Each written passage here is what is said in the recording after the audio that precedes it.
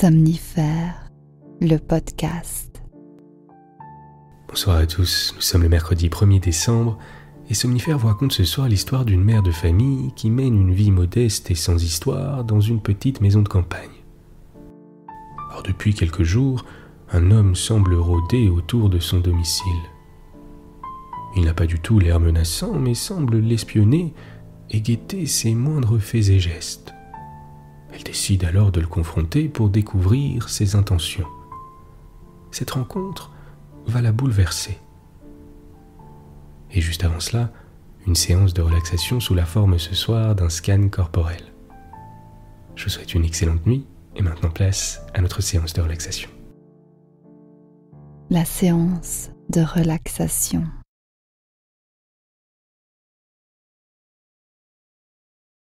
Je vous laisse prendre quelques instants pour vous mettre à l'aise, pour ajuster le drap ou la couverture. Et je vous invite, quand vous êtes prêt, à fermer les yeux. Je vais vous demander de porter votre attention sur votre corps et d'être attentif à ce que vous ressentez.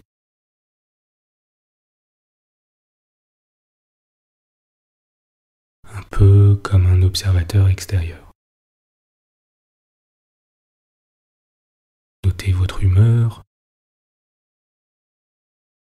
les tensions éventuelles,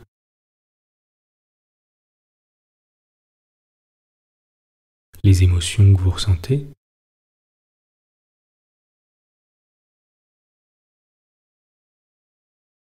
où elles semblent se situer dans votre corps. Prenez un moment pour simplement noter l'état dans lequel vous êtes, de manière neutre, sans jugement, en acceptant vos émotions.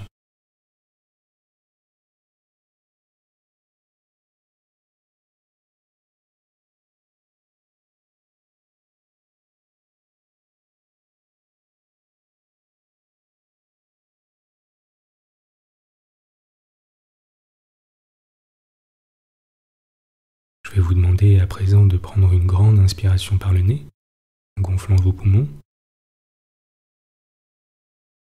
et d'expirer à votre rythme.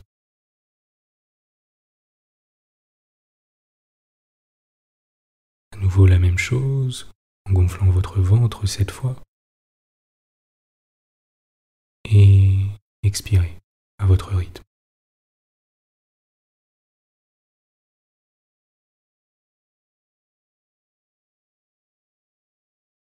Le point entre vos deux sourcils se détend.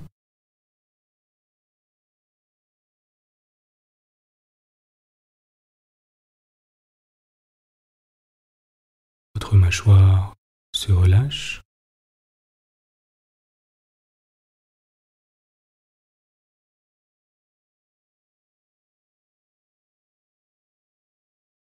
Votre front se lisse.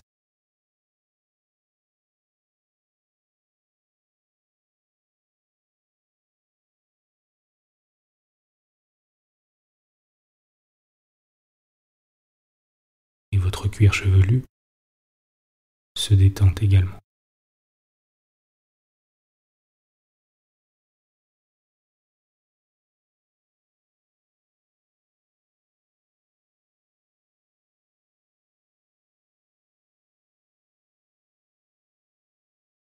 Prenez un moment pour simplement vous laisser bercer par le rythme de votre respiration, par l'air qui entre et sort de vos narines.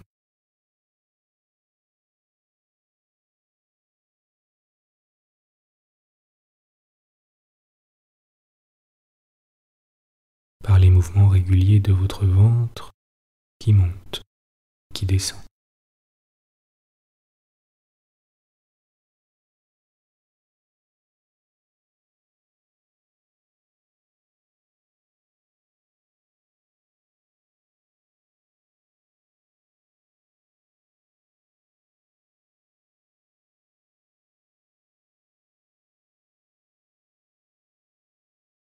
Si des pensées vous viennent à l'esprit, Ne cherchez pas à les chasser, laissez-les simplement passer.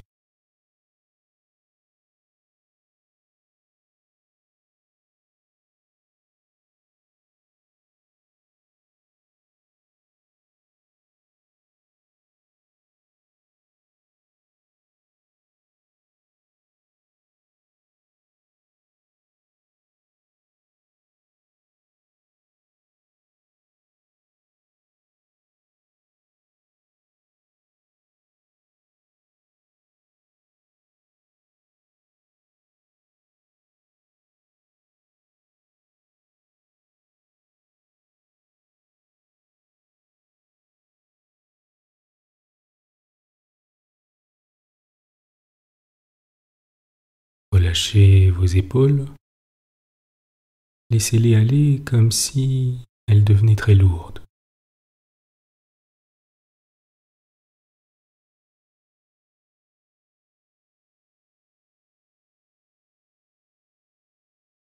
Sentez la détente qui se diffuse le long de votre cou.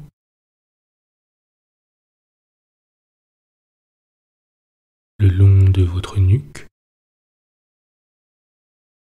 Savourez le relâchement de votre nuque.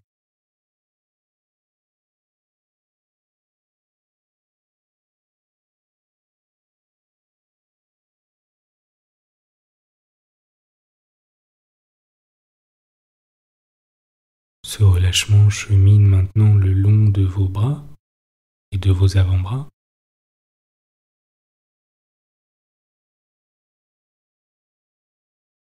Et arrive à vos poignets et à vos mains.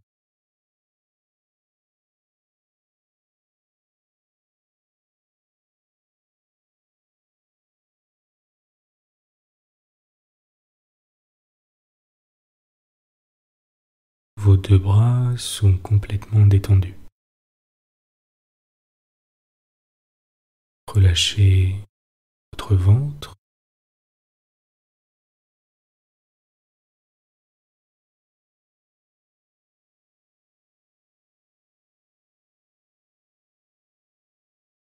vos hanches,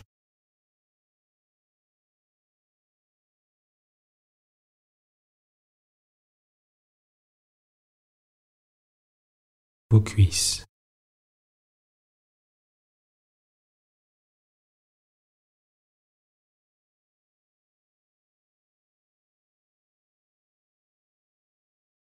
Vos genoux.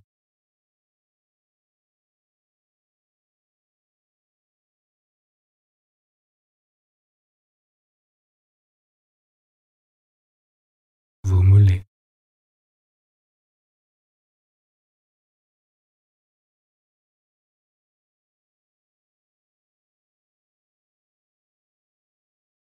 Vos chevilles.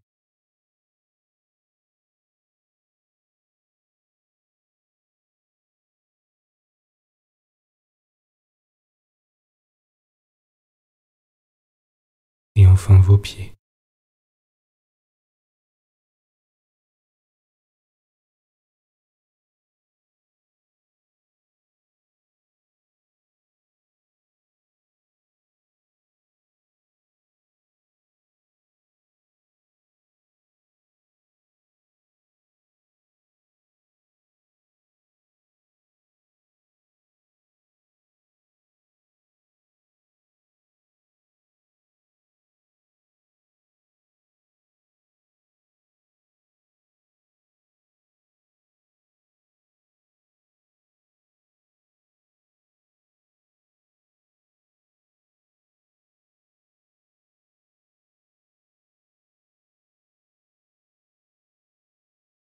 Prenez quelques instants pour simplement porter votre attention sur votre corps et ce sentiment de sérénité qui s'installe un peu plus à chaque expire.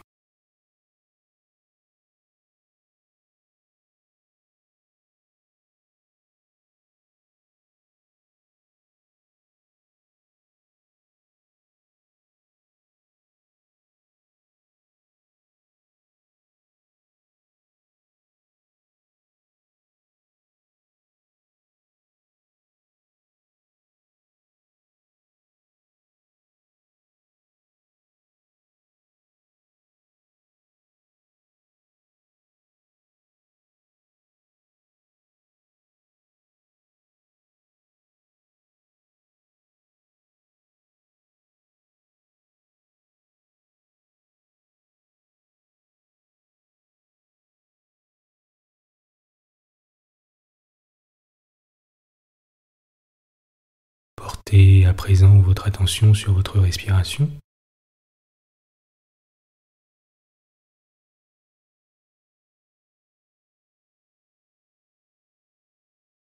Et sur l'air qui entre et sort de vos narines.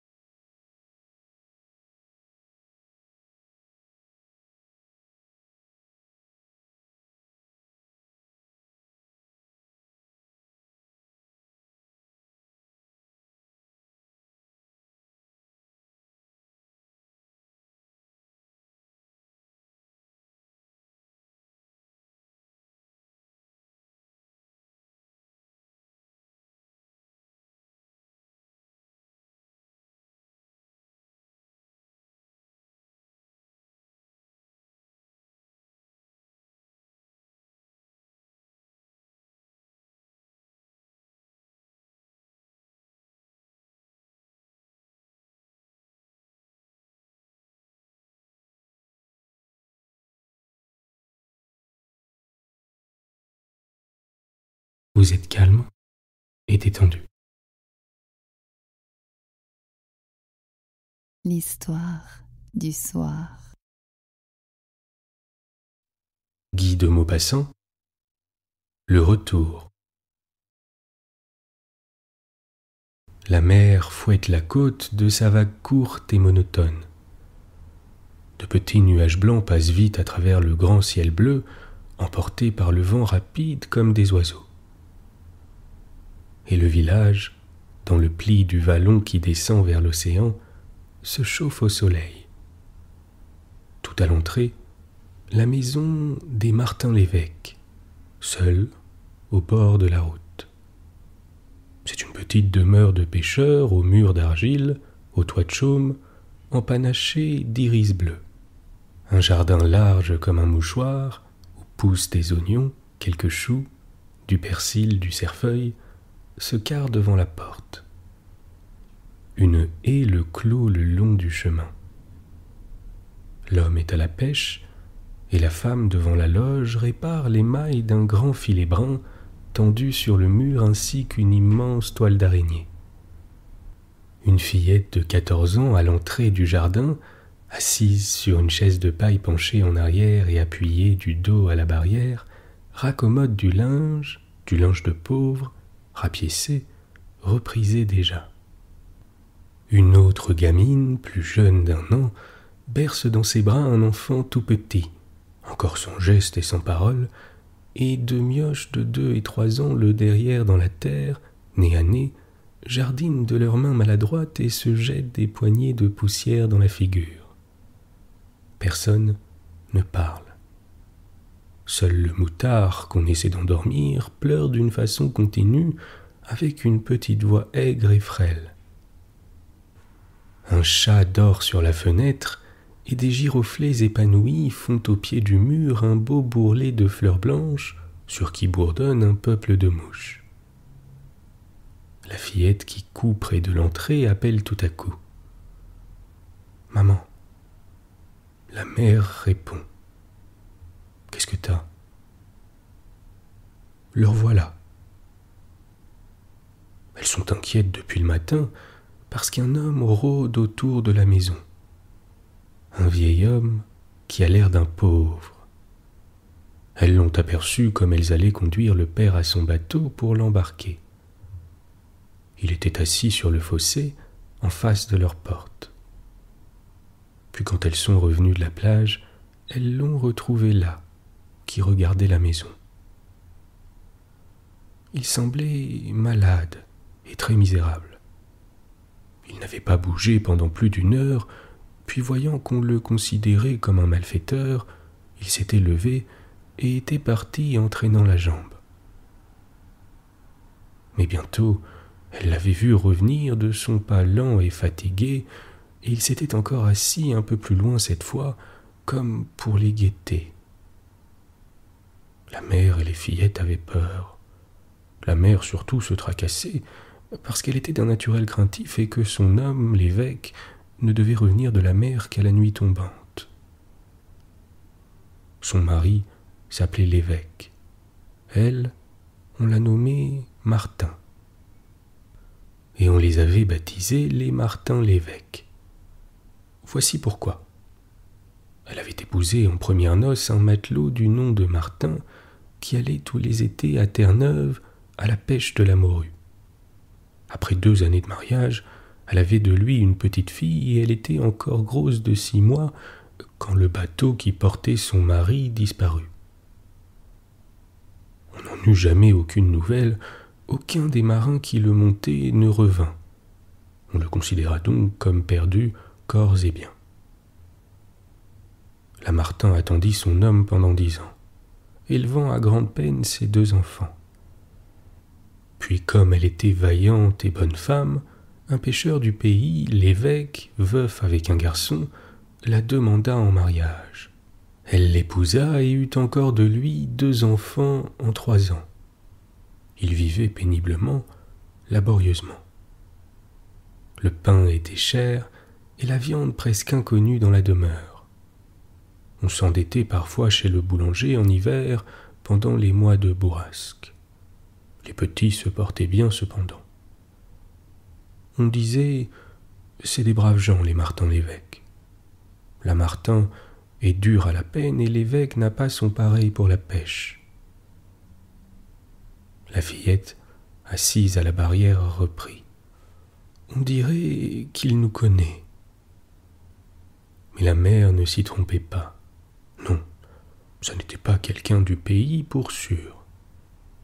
Comme il ne remuait pas plus qu'un pieu et qu'il fixait ses yeux avec obstination sur le logis des Martin l'évêque, la Martin devint furieuse et la peur la rendant brave, elle saisit une pelle et sortit devant la porte.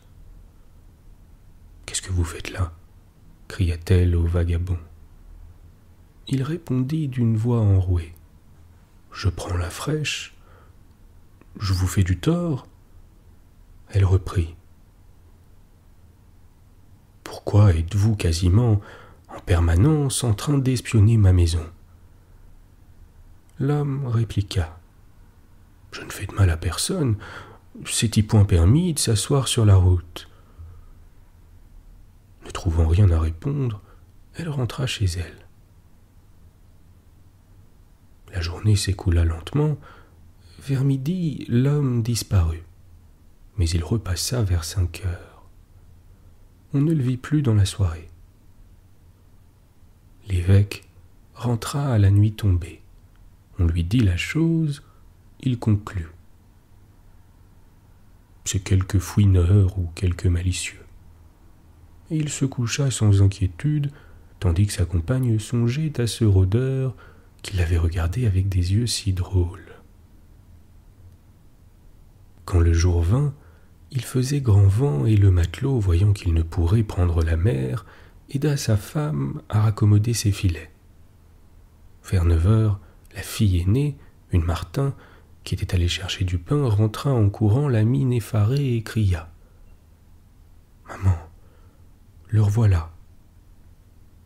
La mère eut une émotion et toute pâle dit à son homme « Va lui parler, l'évêque, pour qu'il ne nous guette point comme ça, parce que moi, ça me tourne les sens. » Et l'évêque, un grand matelot au teint de brique, à la barbe drue et rouge, à l'œil bleu percé d'un point noir, au cou fort enveloppé toujours de laine, par crainte du vent et de la pluie au large, sortit tranquillement et s'approcha du rôdeur. Ils se mirent à parler. La mère et les enfants les regardaient de loin, anxieux et frémissants. Tout à coup, l'inconnu se leva et s'en vint avec l'évêque vers la maison. Lamartine, effaré, se reculait. Son homme lui dit « Donne-lui un petit peu de pain et un verre de cidre. Il n'a rien mangé depuis avant-hier. » Et ils entrèrent tous deux dans le logis, suivis de la femme et des enfants. Le rôdeur s'assit et se mit à manger, la tête baissée sous tous les regards. La mère, debout, le dévisageait. Les deux grandes filles, les Martin, adossées à la porte, l'une portant le dernier enfant, plantaient sur lui leurs yeux avides. Et les deux mioches, assis dans les cendres de la cheminée, avaient cessé de jouer avec la marmite noire comme pour contempler aussi cet étranger. L'évêque, ayant pris une chaise, lui demanda « Alors, vous venez de loin ?»« Je viens de Sète. »« À pied, comme ça ?»« Oui, à pied. Quand on n'a pas les moyens, faut bien. »« Où est-ce que vous allez donc ?»« J'allais ici. »« Vous y connaissez quelqu'un ?»« Ça se peut bien. » Ils se turent. Il mangeait lentement, bien qu'il fût affamé, et il buvait une gorgée de cidre après chaque bouchée de pain. Il avait un visage usé, ridé, creux partout, et semblait avoir beaucoup souffert. L'évêque lui demanda brusquement « Comment vous appelez-vous » Il répondit sans lever le nez. « Je me nomme Martin. » Un étrange frisson secoua la mère. Elle fit un pas comme pour voir de plus près le vagabond et demeura en face de lui, les bras pendants, la bouche ouverte. Personne ne disait plus rien. L'évêque reprit enfin. « Êtes-vous d'ici » Il répondit. « Je suis d'ici. » Et comme il levait enfin la tête, les yeux de la femme et les siens se rencontrèrent et demeurèrent fixes, mêlés, comme si les regards se fussent accrochés. Et elle prononça tout à coup, d'une voix changée, basse, tremblante. « Est-ce que c'est toi, mon homme ?» Il articula lentement. Il ne remua pas, continuant à mâcher son pain.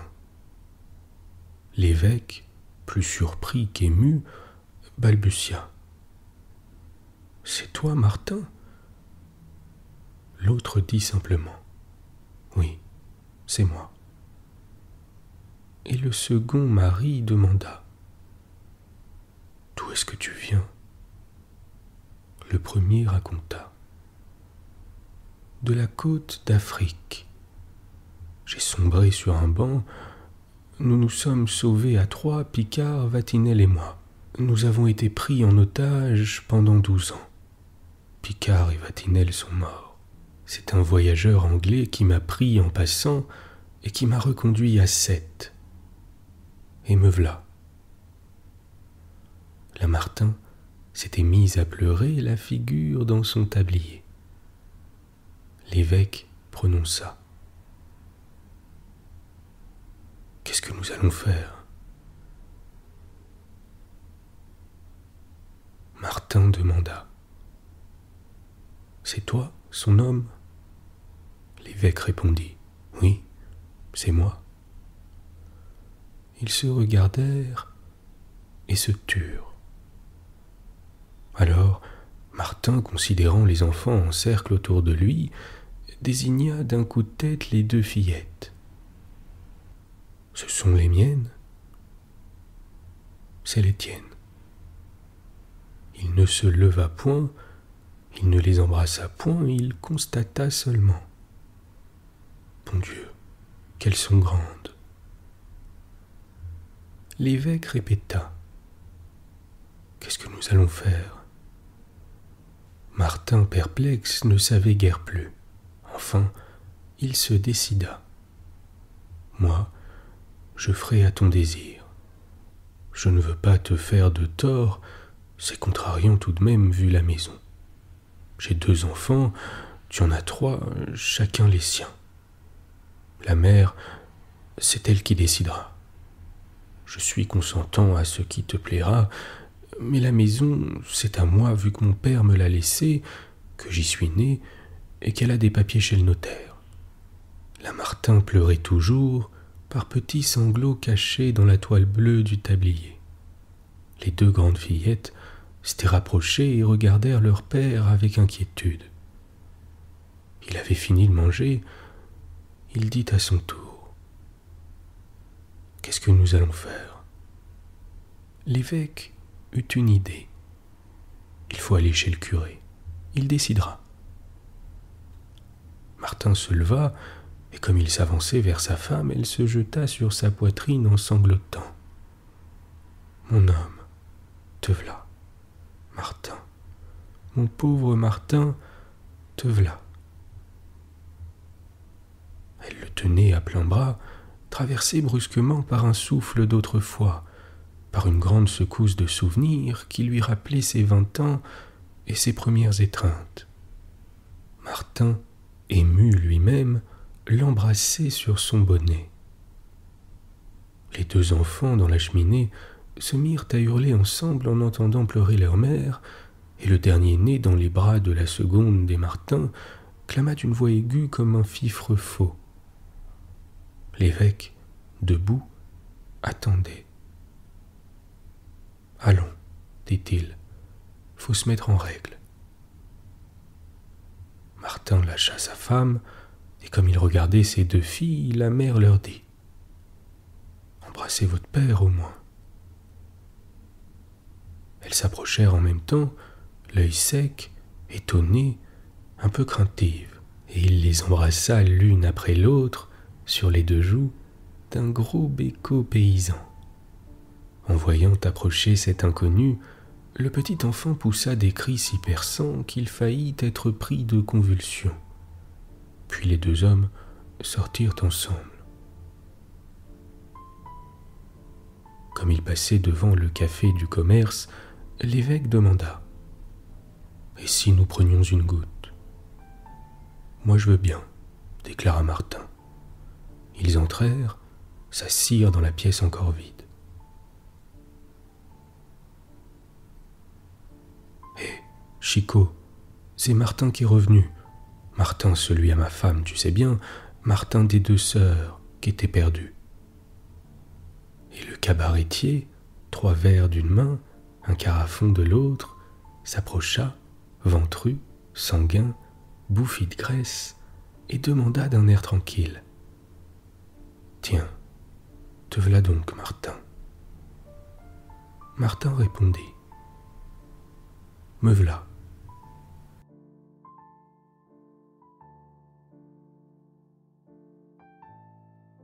Bonne nuit. Bonne nuit.